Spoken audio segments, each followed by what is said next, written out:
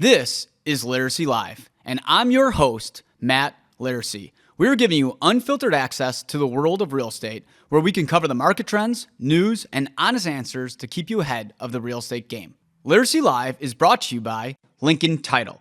Lincoln Title is the best and most efficient title company in Chicago and is the best place to close your property.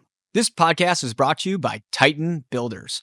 Titan Builders have been remodeling condos and homes in the Chicagoland area for over 35 years. Whether it's remodeling your kitchen or bathroom or getting your home ready for sale, Mike and Mark are your go-to guys. Laricy Live is brought to you by Guaranteed Rate and Ben Cohen. Ben Cohen is the #1 lender in Illinois and can close your loan in as fast as 8 days.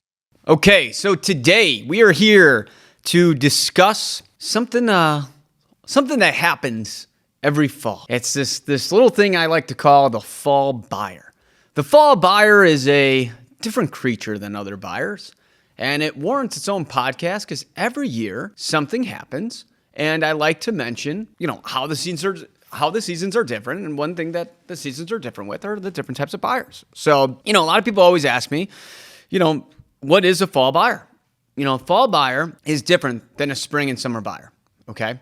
I've said this in my last podcast, but I'm going to say it again. The spring buyer, they go to the pool, they jump right in. They're like the first one. You know your friend that like puts on their swimsuit and just jumps right in the pool and no questions asked. Like, dude, I don't even have my bathing suit on yet. That's a spring buyer. The summer buyer gets her bathing suit on, sticks her toe in, then goes in. The fall buyer tells everybody. They tell everybody they're going to go swimming. Like, I'm going swimming. And then you guys are all in the pool and you're like, dude, where's John? Right? John, where are you? Right? You're screaming, where's John? Then John comes out. He's got his bathing suit on. Everybody's in the pool having a good time. John sticks his toe in the water, doesn't like it, circles around a bunch of times, circles again, tells everybody he's going swimming, and then he either doesn't go swimming or he reluctantly jumps in. That's the difference. So the fall buyer is they're a different creature. They're much more cautious. They're much more pessimistic. They're a different breed. And they happen and they come in right after Labor Day, and we're starting to see them infiltrate the market as we speak. They are coming. Now, this is being shot right after Labor Day, so by the time this comes out, the fall buyer will be in full effect. How are they different from the spring and summer buyer? The spring buyer, something comes on the market for $750,000, and it's priced well. The spring buyer's like, what do we need to do to get it? I'm like, you gotta go to $850. It's like, all right, so let's hit $750, we go to $850, go to $851, make it happen, right? Now, that's not saying they always get it, but they're willing to push the cards in right away. The summer buyer's like, hey, what does it take to get it? I'm like, $850. They're like, I don't know. I feel like the market might change a little bit. I'll go to $8, but that's as much as I'm willing to go. And if I don't get it, I don't get it. We'll get something else because there's more stuff coming on the market. I'm not as crazy for it. The fall buyer, hot property comes on, $750. Like, what do you need to do? I'll be like, you got to go $850 on it. They're like, I don't want to offer. I love it. I can't live without this place, but I'm not going over ask price. Or if I do, I'll go to $760. That's the difference. That's legitimately the difference. Now, somebody out there is like, hey, I'm a fall buyer. I'm going all in. I'm pulling all the stops up. I'm not saying, listen, I'm generalizing here, right? There's always going to be outliers, okay? You got 10 buyers right now. 4 of them will be normal buyers, doing what it takes to win and are just regular things. But the other 6 will be your fall buyers. And they just come out of the woodwork. They make themselves seen and heard, and then they retreat right around holiday season. Then they go back. But you have to understand is that these are going to be buyers we're going to start seeing. Why are fall buyers more pessimistic? I'm a big believer in energy. I think energy that you put out there, you get back, right? And I know this for a fact because sometimes in a really bad mood and I'm just mad, right? I'm just in a bad mood and I can't snap out of it. I don't know what it is. But then I also notice that the way I'm carrying myself, I wouldn't even say anything. And people are a lot more kind of just standoffish back to me, right? And then when I'm flying high, I'm in a good mood. I'm feeling it, right? I'm just I'm in it. I love it. Loving life. Just got a smile on my face. I'm just feeling good. You know what I'm saying? When you just feel good, you're just I could run the world here. Everybody's just so nice. I'll have people, I'm not even joking around. I walk down the street, people are like, yo, nice suit, man. I'm like, thanks, man. You look good. Look at those shoes, right? It just happens. And that's why I say I'm just a big believer in the energy you give off, you get back. If I'm in a bad mood, I think people can kind of feel that, It's kind of like when you ever enter into a room and you don't think that anybody's there, and you get that feeling that somebody's there, and then like you see them, like, what the hell? You know what I mean? Or like when you think somebody's staring at you and you turn around and you do see somebody staring at you, like, I don't know what it is. I'm not a hippie, okay? I'm not one. I know these are kind of like hippie things or something you'd say, but like it's true. And I'm a big believer in the energy of this. And my point of this is that, like, in the fall, it goes from like, being light out to like 8 o'clock. It's beautiful weather. And then all of a sudden the weather changes like real quick, right? It's been 50 this week, it's just like 90. And like, weather changes really quick, starts getting dark around like 5-ish, jobs report comes out, it doesn't come out as well. That just happened. Like people are starting to hear like, the economy is like a little bit unstable, even though it's not unstable at all. But in the fall, I don't know what it is about the fall. Every fall, they always talk about, is the economy going to fail? And then that goes on mainstream media, gets darker quicker. People just get a little bit more depressed. You're at home more because you don't have as many events going on. So there's like really not much to do.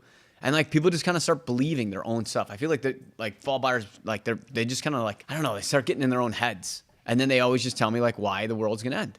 And it's every fall. It happens every fall. It's like clockwork. I know I'm going to have to go through this for 3 months. I'm going to have to deal with telling people that no, the world's not going to end, that no, the market's not going to fail, that no, you're not overpaying today. And I understand that things still go over ask price and it's fall and you should get a huge discount. But like, it's still like a good market. But like people just don't get it. And so like fall buyers just naturally look at, the glass half empty instead of half full. It's just naturally how they operate. And you just have to understand that that's what you're going to be dealing with.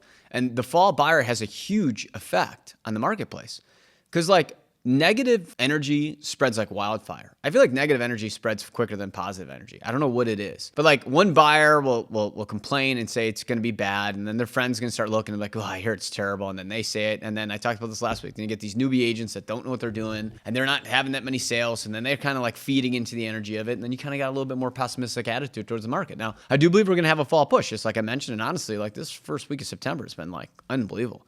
I've just had the best week I've had in probably 2 months, right? I've just like, and it's all backlog buyers of summer buyers who are like just going under contract before they hit the fall, and it's all these people who've been looking for 3 months, just as we thought. And that's pushing multiple bids and stuff like that. But just because like we have a good week and like we're doing great, we have to look at, this is a big thing I tell agents. You can't just talk about like how good you're doing. You have to look at, well, what's going on in the market. Like, yeah, the market's gonna be a great fall. As a whole, I think it's gonna be the best fall probably in possibly 4 years. But that doesn't change the fact that, we're going to see buyers that have more pessimistic attitudes. Do we see more fall buyers cancel? Yes. Fall buyers cancel at a higher rate than spring buyers, okay?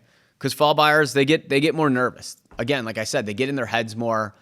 They make bigger issues out of inspection items. Like it'll be like the HVAC's older and they'll be like, oh, like the place is going to fall apart. Or they'll be like, you need some GFCIs and a loose toilet. Like I want $5,000 back. So one thing I prep all my sellers, I'm like, hey, listen, like you're going to give up more money in inspection. And honestly, when I negotiate with sellers, I'm like, they'll be like, take the offer. I'm like, let me try to see if I can get an extra 5,000. And if I can't, like, I'll take it, but let me see if I get an extra 5. They're like, yeah, go ahead. And I'll be like, and I'm telling you right now, this 5 is house money. And they say, what do you mean by that? I'm like, I'm telling you right now, you're going to end up giving this money back. Like fall buyers are crazy. They ask for big discounts. So I need to get it now because you're going to give it up later. So yeah, I'm going to go out and get you 5 extra thousand. Even though, remember, and I put this in the email too, as a recap of our conversation. You were good at taking 450. I said, let's go to 455 because we're going to need 5,000 back for inspection. I say that. So when they ask for it and the seller's like, well, let's cancel the deal. I'm like, listen, dude, like you were good at 450 before. I told you these guys are going to ask for $5,000 before we went on our contract. So like, don't be your own worst enemy. So this is a good thing that I do. When people ask, why am I so successful? Why do I do so well in the business? It's like, because the average agent would have let that deal die. And somebody out there is going to say, well, Matt, you only care about sales. You're all about money. It's like, no, remember, my guy was good with the 450. If he was good with the 450 and then I knew just because fall buyers are crazy that they would ask for 5,000 back, that would mean he'd be at 445. Instead, I anticipated what would happen. I got the money now that he was already willing to sacrifice. And then I knew that was going back, so I still netted him 5,000 more than he would have gotten. But like ultimately, guys, like our job is to get a deal closed. Do you know how many times you get fired? And what people say when they fire us is that like, listen, I like you as a person. I get fired all the time, and I'm not happy about it. But like, I get fired because I'm a human being, and like people like I'll have some agents be like, wow, I can't even believe you get fired. You sell like some of the most in the city. and like you get fired, I'm like, what's it mean for me? It's like, listen, at the end of the day, like I'm not a perfect individual. Things don't go our way. It's kind of like you ever play a sport and like, you shoot a basketball and like it's right on the rim, it's going to drop, but then it doesn't drop, it drops out and you lose. Like that's what happens sometimes. Sometimes we go under contract, we get a deal, it's it's about to close, the buyer's loan falls apart. Then we got to go back on the market. It sits for 30 days and the seller's like, hey, listen, like, I think you're good at your job. This is what I get a lot of people that I think you're great. I like you as a person. Like, I think you're a very like professional person, but like ultimately you didn't close the deal. And, I'm going to go a different direction and I want different energy, because I want to see if that changes it up to sell it. And that happens. And, I get upset when that happens. But just like anybody else, like I also pick up a lot of clients because that happens to them. You're going to fail a little bit in the fall market. And the main thing is understanding is that like you have to anticipate that when we do these inspections, that buyers are going to ask for a little bit more credits. So when I say, are they going to cancel more? It's like, it's not that they technically cancel. It's that they overreach and then they have like bad expectations. Like I'm using that inspection thing. Like I'll have a buyer that makes an offer. And they'll say, before the inspection, I'll tell them like, listen, like you're going to max. If it's a condo, get like $500 to $1,000 back. That's like max we're talking here. Like, and I go over, here's what's going to go wrong with it. Leaky faucet, loose toilet, no ground fault breaker, no GFCIs, no light bulbs in the closet, like no light bulb covers. The dishwasher drain line is not going to be, disposing properly. Washer dryer, the dryer lint thing is going to be packed. Like there's like 10 things that come up at every inspection, no matter what, like clockwork. I'm like, these are the 10 that come up at every inspection. We do 50 inspections. These things come up 90% of the time, just so you know. And then it's going to be one big ticket item is going to come up like old furnace, old AC. And then, a bunch of cosmetic stuff, balcony door doesn't close correctly. Closets aren't like working right. Kitchen cabinets like loose, things of that nature. And like, no, that's what you're going into. But again, see, I'm setting my expectations. But in the fall, like you get a lot of buyers who are already pessimistic. So they go into it, they do an inspection, their agent doesn't know what the hell he's doing. And then they're like, let's get $5,000 back. And then you're like, it's just ridiculous. And then my client will ask me as a seller, like he'll be like, Matt, this isn't worth $5,000 worth of stuff. I'm like, it's not. And he's like, well, why should I give it? It's like, well, ultimately you're under contract. It took us 50 days to get under contract. Like if this thing sits vacant, this is the other thing I talk about all the time is, overhead costs. People never think about like overhead costs. Like, hey, okay, well, we passed on this offer. 5,000 is obnoxious. I'm not disagreeing with you. It's just, they're essentially just asking for a discount, right? But if this sits vacant for a month, how much does it cost you? Oh, $3,500. Okay, so it's $3,500. And then don't forget, once we get a new contract, it's gonna be another month and a half till that closes. So now you're at like $7,300 that you're out, or you give them $5,000. So you're still netting $2,200 or $2,300. And I'm like, should you be doing cartwheels about this? Should you be doing jump jacks? No, but the question is, where do you lose the least? Where do you get screwed the least? So like, these are conversations you have to have is like, where are my overhead costs and what's my opportunity cost, right? Like you put $5,000 in the S&P and like, it's probably worth like $5,300, a month later. So like now I'm talking like, if it sits vacant for 2 months, it's another $600. Now I'm at $7,200. Now I'm at $7,800. I lost, right? So it's like people got to look at the bigger picture. Now, again, somebody's gonna be like, you're in sales, all you can think about. It's like, listen, my job is to make sure that my client makes the best decision financially for them, whether you want to hear it or not. And my job is to try to get everything I can for you. And that's my job to do. And I think I do a very good job at it. But what I can't change is that fall buyers will cancel more and they will have more. They have very unrealistic expectations what the market is because they have a pessimistic attitude. I cannot change it. It happens every fall. But I'm doing a whole podcast about fall buyers to set everybody's expectation that watch this. Not that we got a huge fan base, okay? Our YouTube views are very low, but our Instagram views are pretty high. Our TikTok views are pretty high. So anybody that's watching on the Tickety Talk or the Instagram, thank you. But the reality is that like this is the set the expectations right here. So when it happens, I'm like, and people are like, wow, what's going on with the market? Or, wow, this is kind of bad or whatever. It's like, well, this is just what happens. We expected this. It's what we deal with every fall, the fall buyer, the chicken little syndrome, I call it. They always think the sky's falling. Just know that going into it. Do fall buyers try to negotiate more? Yes. Fall buyers are the biggest buyers of the year, okay? Are the 4 quadrant buyers, the spring buyer, the summer buyer, the fall buyer, and the holiday buyer. The fall buyer is the one that's most willing to walk away over the smallest amount of money. Give you an example. We offer 800. The seller's like, I want 805. They're like, I'll go to 802, but not a dollar more. The seller's like, I'm stuck at 805. Deal doesn't come. It's like legit, like $3,000. Like again, somebody's like, well, you don't care about 3,000. You're this corporate greedy guy. Like, let's just remember, guys. Like, I grew up very like blue collarish. Like we're not like maybe upper blue collar, let's call it, right? Like we're not like came from like a really rich background. And there's no corporation or investment bankers behind me. Okay. Like I built this company from like the ground up on my back. Okay. So I'm not like some like rich kid. Okay. So like $3,000 is a lot of money to me. Yes, I agree. I'm cheap as hell. I mean, if you will follow me on Instagram, I pack a peanut butter and jelly sandwich 3 days a week, and the other 4 days I eat a ham or turkey sandwich. I'm so cheap I won't go out to lunch. Okay. So like, that's who you're dealing with. So when I talk about 3,000, I know 3,000 is a lot of money. But my point is that like in the grand scheme of things, if you really want something at 802, but you don't want it at 805, like that's just kind of ridiculous. And then and here's what ends up happening is you buy a place you don't like as much, and you go to like 805 on that place because you're mad that you missed out on the other one. And it's like, okay, well, you still spent the same amount of money, but you got the place you didn't like as much. That's legitimately what happens. And like, so I tell that to my fall buyers. Like, and because they always ask me, do you think I'm being obnoxious? And I always say, yeah. Like, I'm not a jerk about it, but like if somebody asks me, it's kind of like when somebody asks me, do I look bad in these jeans? It's like, well, if you got to ask, right? If you know you look good in those jeans, you ain't asking me if you look good in those jeans. You know you look good in those jeans. You know what I mean? Like, it's just a thing, right? Like, if you need the extra confidence boost to be like, yeah, you look good, like, then, you don't look good, But my point is that like buyers need that extra reassurance as well. They're the ones that like, do you think I'm being obnoxious? And then like most agents will be like, yeah, I don't think you are. I think you're right. We should get this and blah, blah, blah. And I'm more or less like, listen, I wouldn't use the word obnoxious. But what I would use the word is I think it's a bit ridiculous that you love something at 802, but you don't like it at 805. Like to me, it's like at the end of the day, the $3,000 in your mortgage is going to be like $2. Again, I know that's a sales tactic, but it's true. And like, you're going to not buy this place to buy something else. And like, here's the thing is that, yeah, the seller can come back to us in 2 or 3 weeks and say, we'll take the 802. So like, hey, you won, but that place can also sell. And then you bring up that property to me for the next like 3 months while you chase it. Then you end up buying in the spring and you get the same place that you could have got at 805 for 900,000. I see that more often.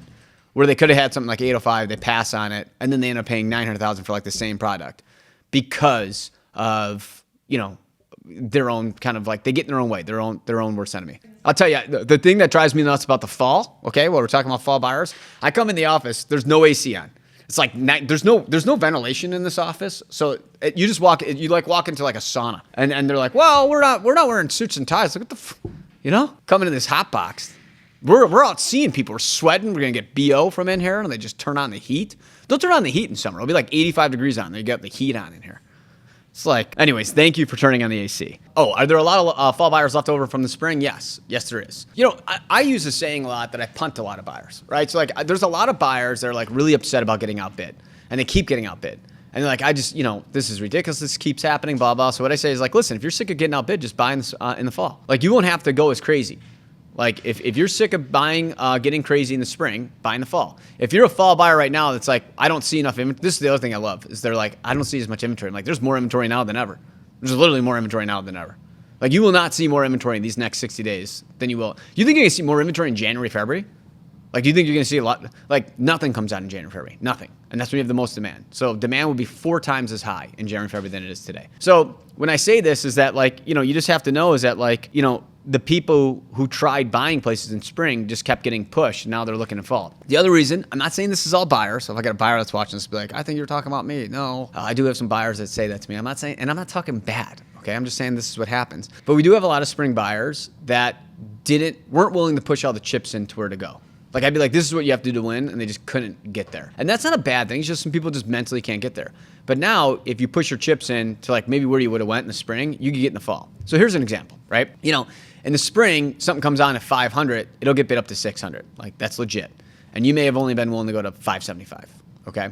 In the fall, something comes on at 500, it may only go for 575. So like that $25,000 difference is why you can win. Because like a lot of people right now are like, well, Matt, you're talking about fall buyers getting a better pricing. I'm still getting outbid. I got outbid like 10 times this week, okay? So people are like, oh, I got outbid. It's like, yeah, you got outbid. But like that place that you got outbid on would have went for 50,000 more in the spring. Like something came up at 900 the other day. We bid like 940 or something. And I think it went for 950. They're like, oh, they literally said like, well, I think things are really still hot. And I think the market just going for higher than things should really go for, blah, blah. And I started laughing. I was like, listen, that place, if that place closes for anything less than $1 million, like that would have happened in the spring. Like that 100% would have sold for $1 million in the spring. No questions asked. Because we're dealing with a quarter of the demand, guys. If you have a quarter of the demand, literally 1/4 of the demand, than you'll have in January to March.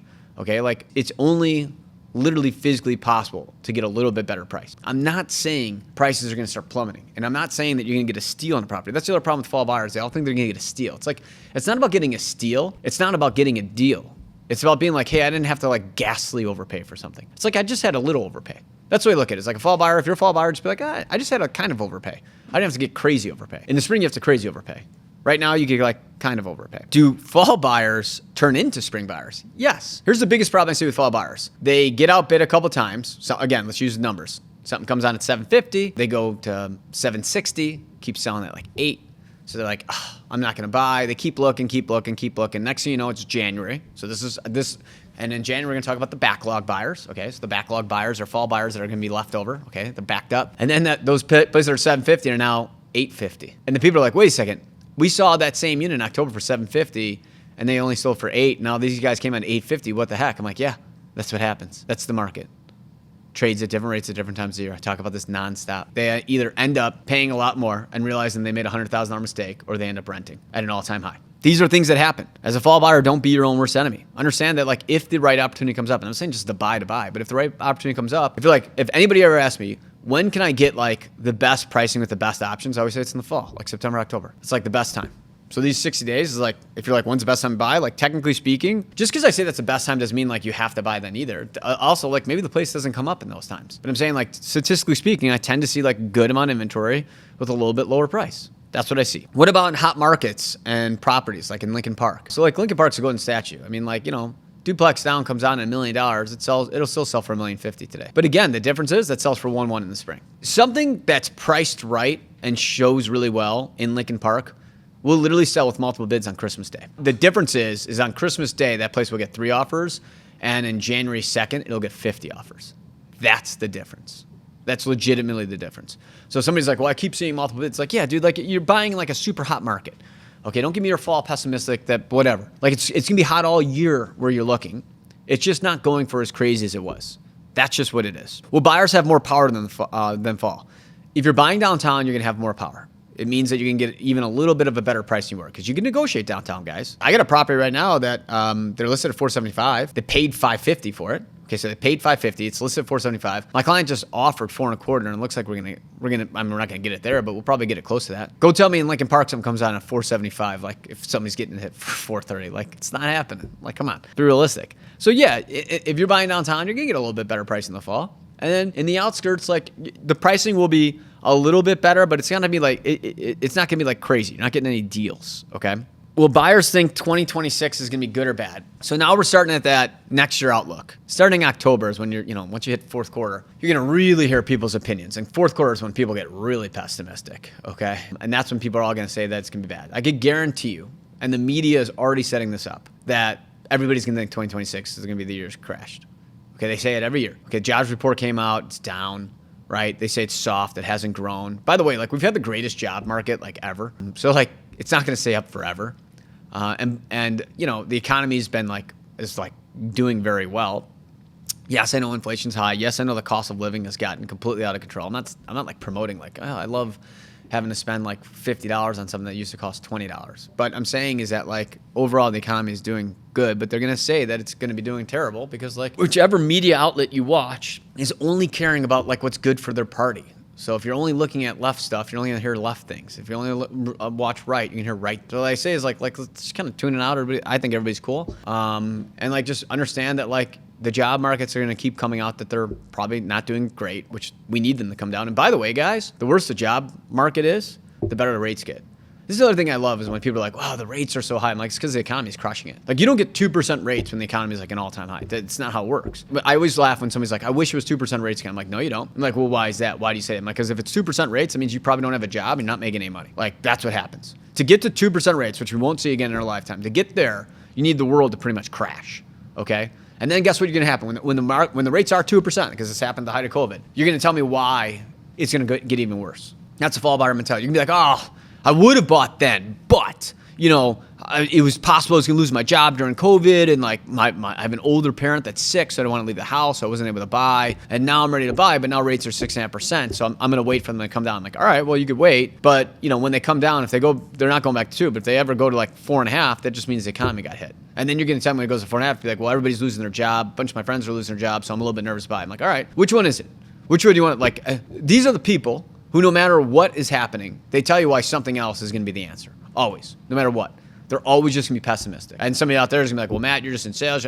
I'm just telling you facts. It's just statistical fact. American average is around 6.5% rates. That's about where we're at right now. The economy's doing well. Job market's doing decent. Yes, it's come down, but it was also at an all-time high. The lowest like ever for unemployment.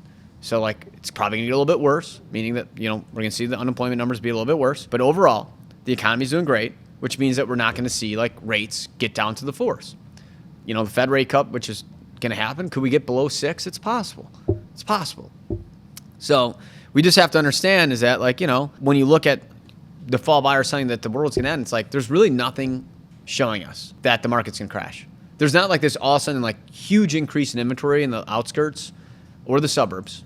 Okay, those are your hottest markets, outskirts and suburbs. There's no indication that inventory levels are quadrupling. Nothing in our areas. Okay, have they been going up slightly? Yes, but prices have also been going up.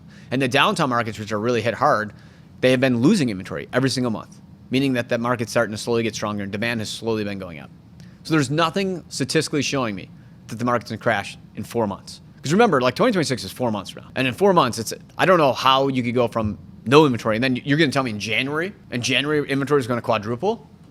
It doesn't make any sense. And rents are an all-time high, okay? So if rents are an all-time high, was it Cranes or somebody just did an article about like how rents are literally just keep going up and up and up. So rents are going to be at an all-time high. Inventory is now just going to quadruple, and then like demand's just going to go to negative. Like that doesn't make any sense.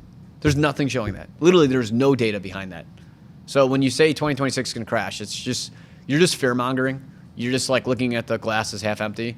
I'm not saying that I think 2026 is going to be the greatest market of all time. I can't really predict it just yet, but I can tell you that in my markets, every market's different. Like Austin's getting crushed right now. Florida's getting crushed right now. But guess what? I've been saying forever that eventually all these hot markets are going to start to kind of come down. And guess what's going to happen when that happens? We're going to start getting better. So I said we need like Texas, Idaho, the Carolinas, the Dakotas, Florida to start getting hit. And the minute they start getting hit, our downtown markets can go up because our downtown market's been down and they went up. And I said, when they go down, we're going to go up. So there's nothing stating that we're going to crash.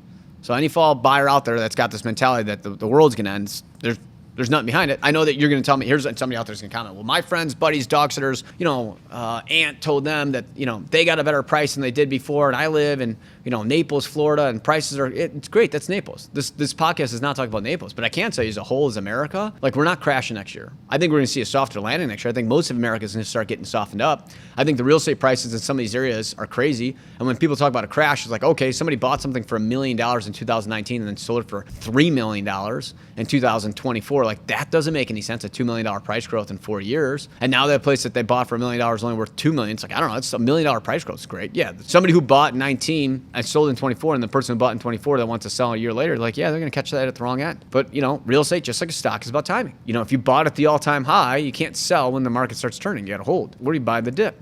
Right? But, America will start to soften. But the markets I work that's talking about this, we're completely fine for now.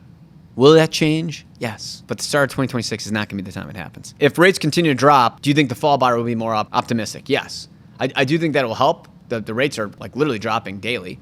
So it is getting better. But I still think even with rates dropping, fall buyers will find a different thing to complain about, such as like I just talked about. I'll be like, hey, rates are lower. I'll be like, yeah, but the job market's so bad. I'm like, oh, okay. Let's get the job market back up and I'll raise your rate by 1%. I'm like, wow, I don't want to do that. I love saying that when that happens. It's like, I'll be like, whenever I say it and they just come back and then boom, I'm right back at them. That's the best one. They'll comment. I'll be like, yeah, rate structured up. They're like, well, the economy's failing. All right, well, let's get the economy bumping. We'll get that rate to 8%. Are you cool with that? Well, I don't want to do that. Okay, well, which one do you want? You can't have it all. Which one is it? Just tell me. Tell me which one it is. I'll agree with whatever you say. Whatever makes you happy. That's the other thing. Is like fall buyers, if you don't agree, there's certain fall buyers, probably 2 out of 10 of them. If you don't agree with them, like, you just get fired. That's why I get fired a lot from fall buyers. Like they just want to hear what they want to hear, nothing else. You can't reason with them. You can't tell fact based on them. It's all their opinion. It's their way or highway. And if you somewhat even slightly deviate from what they think, you're gone. And I'm just not a guy that can be full of crap. I just can't lie to get business. I can't try to change who I am to like get business. So if you say something that I know is not true, I'm not rude about it. I'm not like shoving in your face. I'd be like, well, listen, like here's the things you have to think about and why. I respect your opinion. Okay, I'm a respectable guy. I'm not here to like make anybody bad. Like I like people. Like I enjoy being around people. I'm a people person, so I do. But like I also have to make sure you understand like these are just like what we have to consider. And you know, if you even somewhat deviate and disagree with some people, and I know everybody out there's got friends that are like this, they just blow up. That's what happens.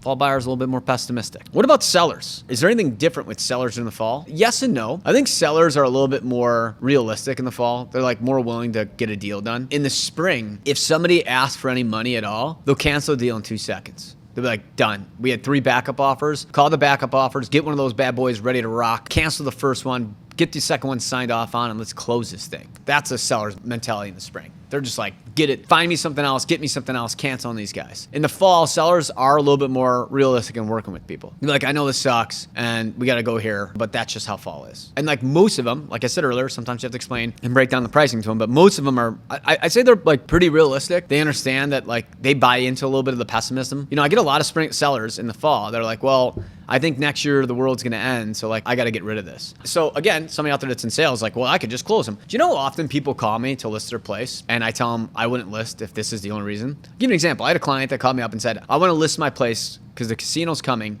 and I think my price is going to drop by 30%. And I said, well, I'm just going to be honest with you. Is that the only reason you want to sell? Like, is that it? And they said, yes. I said, well, if it's me, I wouldn't sell just because of that. I own a bunch of units in the same building. I'm like, if I was that nervous about it, I would just sell them all. Right? If I was going to lose 30%, I would just sell it now. I was like, to be honest with you, the building has been going up in value consistently the last 12 months. And I just sold a bunch of them in there. People liked it. They were attracted to it. So I'm like, and this person not only didn't want to sell that, but they want to buy something more expensive. So that would have been about $1 million to $1.1 million swing for me. I make good money. Anybody can do the math. What I make, it's a good profit for me. So for somebody out there that's watching, like, oh, you're always, because I get these comments, you realtors just about money. Well, like, there's money for me right there, my friend, right? You know what I said to him? I said, if that's the only reason, and I was you, I would stay put. I'm like, I'm happy to put it on the market for you. I will sell this thing in 2 seconds. I actually think I already have a buyer for it. Like legitimately, they just got outbid on a different. I said to him, I had a buyer just got outbid on a different unit in the building. I'm like, I'll bring them right to your place and I'll sell it and double bubble that thing and we'll call it a day. And you're done. This will be the easiest process in the world. But if you ask me my honest opinion, would I do this if I was you? And you want my honest, expert advice? I would stay put because I think your place will be worth more in 2 years. And if your person that lives in the unit now needs to go then buy something else, I'm just like, you're just doing a lateral step. When does the fall market end? Once we hit Turkey Day. Like a week before Turkey Day. Then we hit the holiday market, which we'll talk about. But, from now till let's call it like a week before Thanksgiving, this is what we're dealing with. And how do I expect this all to play out? I think it's still going to be a fall push. I think it's going to be a great market. It's just understanding that there's going to be some landmines along the way. There's going to be some difficult people. That's how life is, Just understand, have the right expectation about it, and just, do the best you can with it. So that's all I got for you guys. You learn a little bit more about the fall buyers, a little bit of different creatures. Thanks for listening to Laricy Live.